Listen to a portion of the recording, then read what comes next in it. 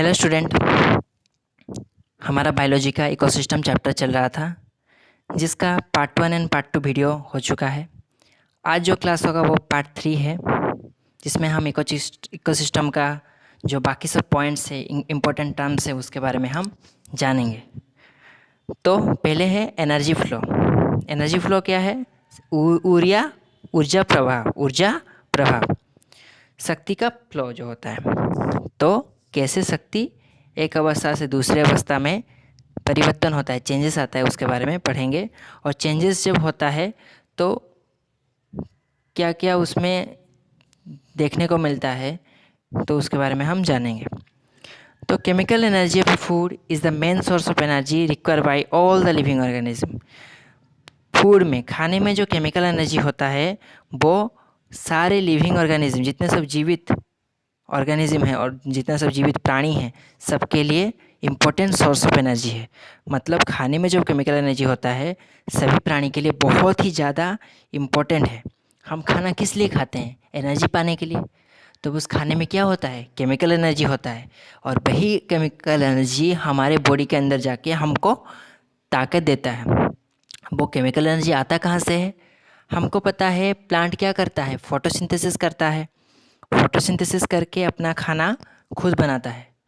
तो फोटोसिंथेसिस करने के लिए प्लांट को क्या चाहिए? लाइट एनर्जी चाहिए, सन का लाइट एनर्जी चाहिए। उसका अगर लाइट एनर्जी नहीं मिलेगा तो प्लांट अपना खाना नहीं बना पाएगा। तो प्लांट क्या करता है? फोटोसिंथेसिस के टाइम में सन का लाइट एनर्जी को वो केमिकल एनर्जी में कन्वर्ट कर देता है। लाइट एनर्जी को केमिकल एनर्जी में कन्वर्ट कर देता है। उसके बाद क्या होता है? वो केमिकल एनर्जी जो प्लांट का जो खाना बनाता है, प्लांट जो खाना बनाता है उसी में स्टोर होकर रह जाता है। और वो उस फूड को जब हम खाते हैं तो वो एनर्जी हमको मिलता है। तो इस तरह से क्या होता है? एनर्जी फ्लो होता रहता है।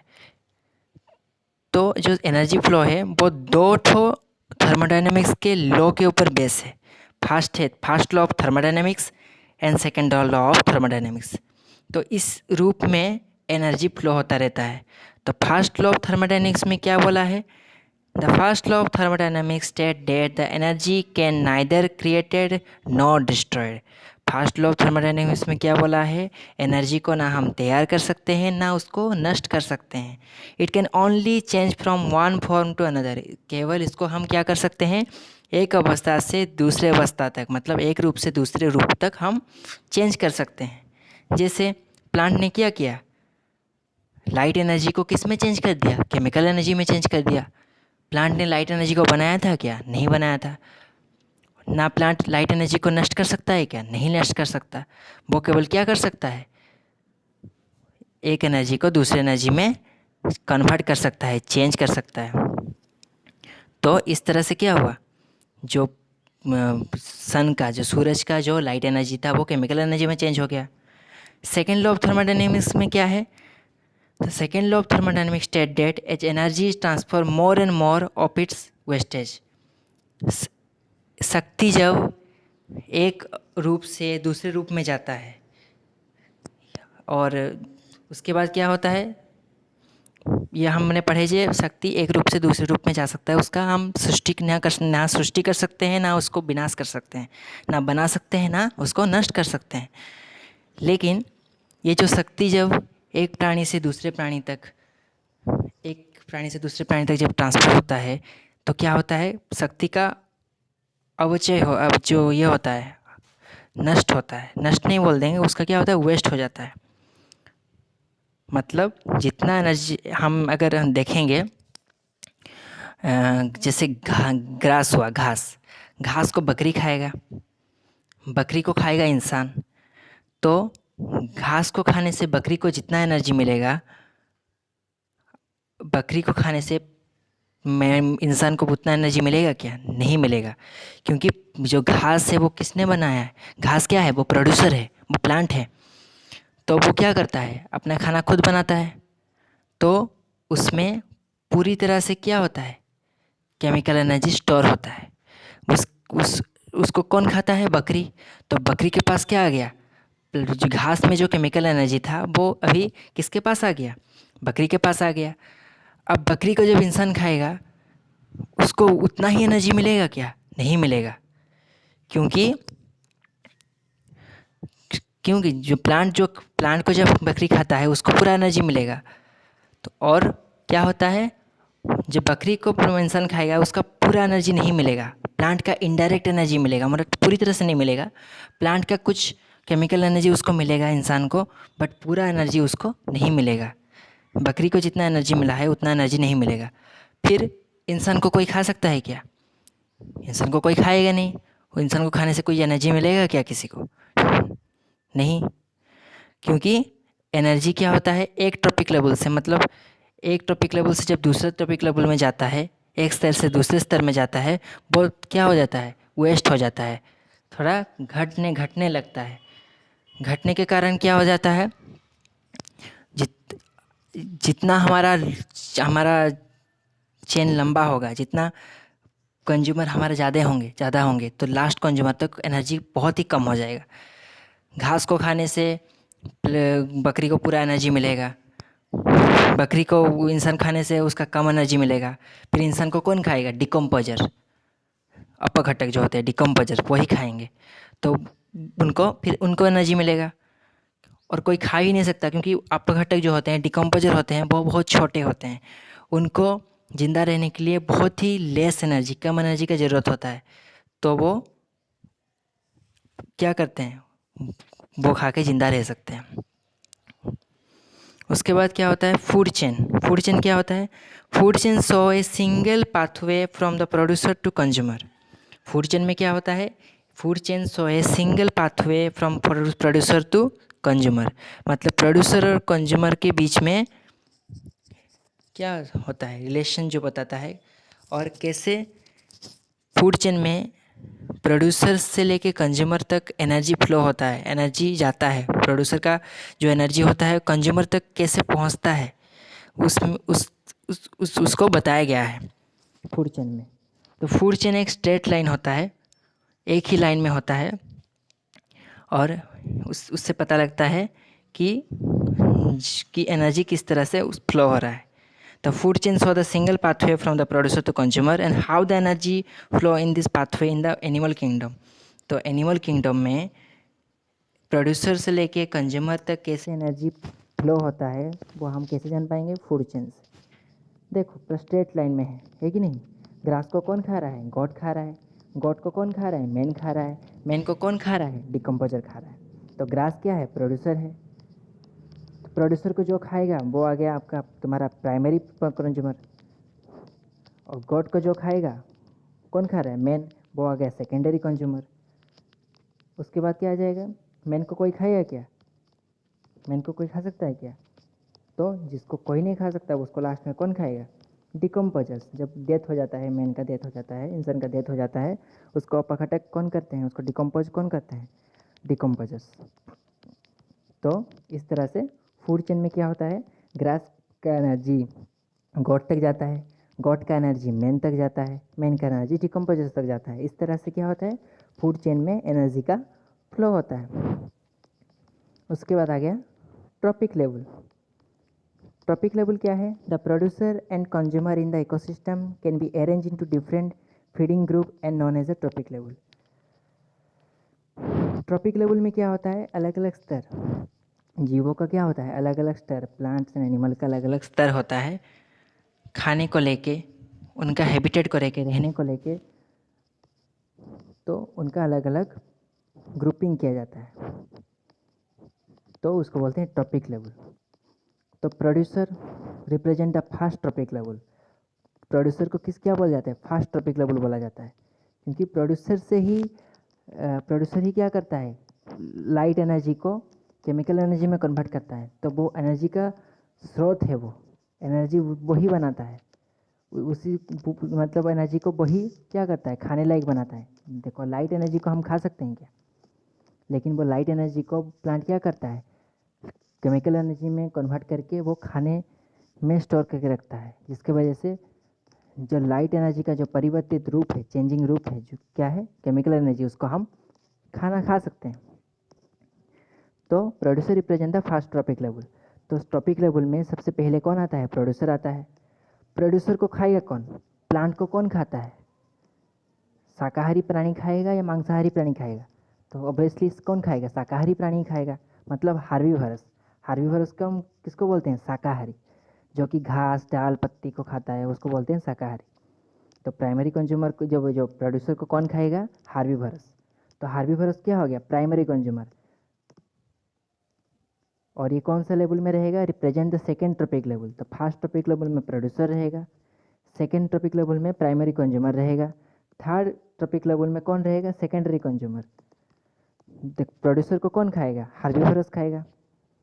तो हार्बीवरस को कौन खाएगा? कौन खाएगा? Primary carnivorous. Primary carnivorous, carnivorous मतलब मांसाहारी प्राणी। कार्निवरस मतलब मांसाहारी प्राणी जो कि हार्बीवरस को खाएगा। वो आएगा कौन से लेवल में? आएगा सेकेंडरी कंज्यूमर। सेकेंडरी कंज्यूमर में आएगा और वो थर्ड लेवल में रहेगा। उसके बाद टॉप कार्निवरस। टॉप कार्निवरस मतलब प्राइमरी कार्निवरस को जो खाएगा उसको बोलते हैं टॉप कार्निवरस, और उसको बोलते हैं टाइटरी कंज्यूमर। प्लांट को जो पहले खाएगा वो आ गया प्राइमरी कंज्यूमर। प्राइमरी कंज्यूमर को जो खाएगा वो आ गया सेकेंडरी कंज्यूमर। सेकेंडरी कंज्यूमर को जो खाएगा वो आ गया टाइटरी कंज्यूमर। और टाइटरी कंज्यूमर तक ही रहता है, उससे क्योंकि उससे ज़्यादा लंबा चेन नहीं बनता, क्योंकि एनर्जी बहुत ही लेस हो जाता है। प्लांट का जो एनर्जी होता है और टाइटरी कंज्यूमर तक जब तक पहुंचता है बहुत ही घट जाता है एनर्जी, और इतना कम हो जाता है कि टाइटरी कंज्यूमर को कोई खाएगा तो उसको एनर्जी नहीं मिलेगा। तो टाइटरी कंज्यूमर को कौन खाता है?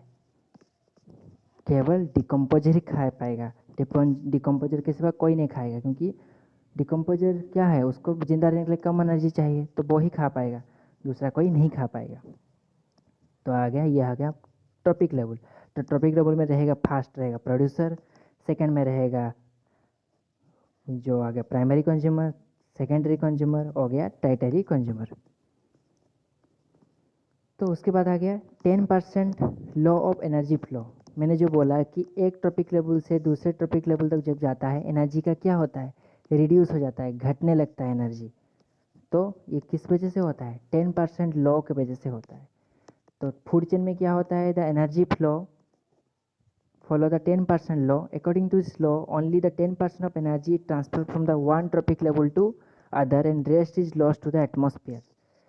जब एक ट्रॉपिक लेवल से दूसरे ट्रॉपिक लेवल तक एनर्जी जाता है तो उसको ओनली 10% एनर्जी मिलता है, 10% एनर्जी मिलता है, और बाकी जितना एनर्जी वो एटमॉस्फेयर तक चला जाता है।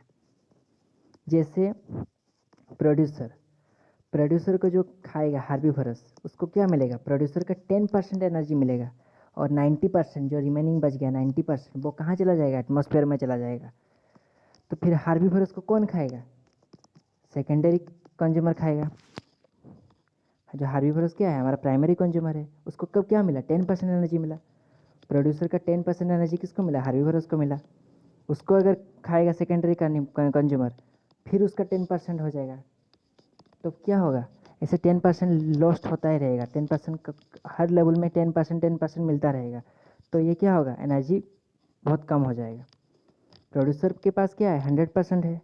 हार्बीवरस के पास जाएगा तो 10% मिलेगा, 90% लॉस्ट हो गया। अभी हार्बीवरस का 10% ही किसको मिलेगा? प्राइमरी कंज्यूमर को मिलेगा। तो 10% का अगर हम 10% निकालेंगे तो 1% रहा, और 9% क्या हो जाएगा?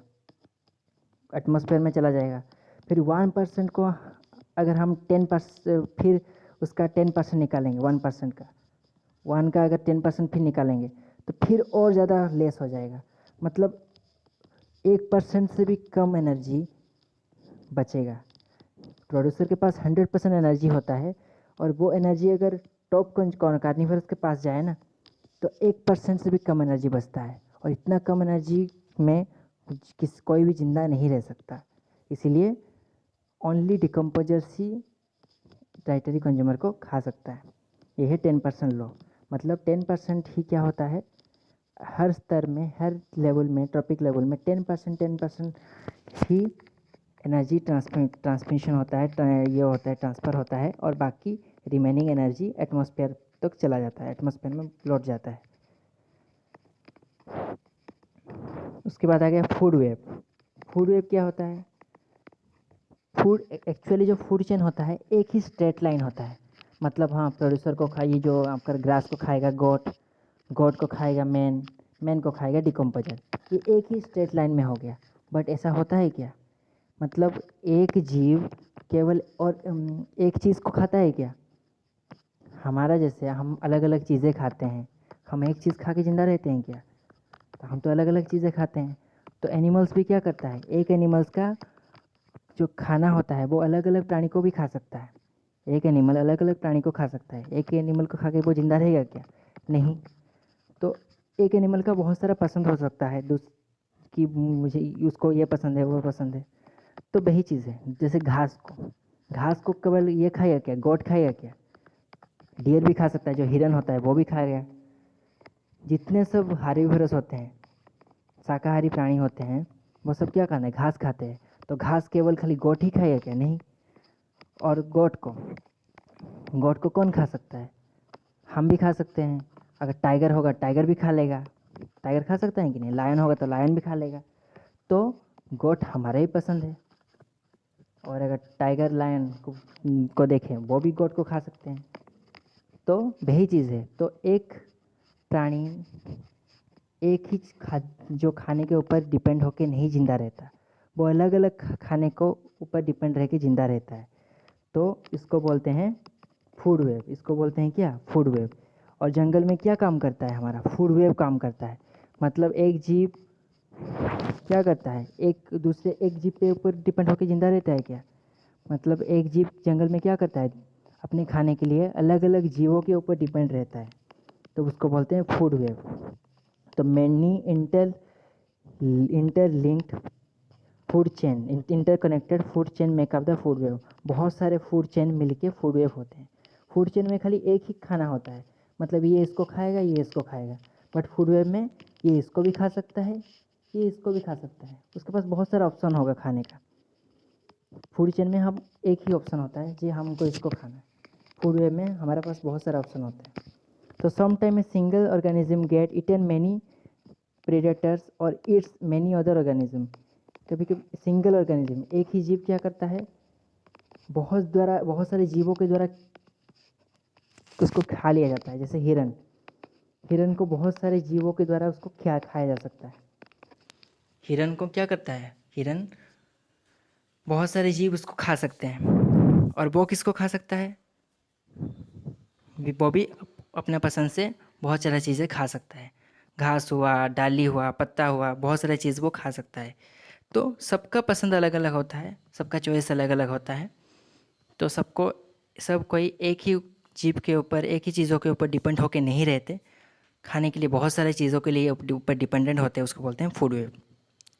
Who is This is when a food chain does not represent the energy flow in a proper manner because there is a many tropic level that interconnected. This is why food web come into the place.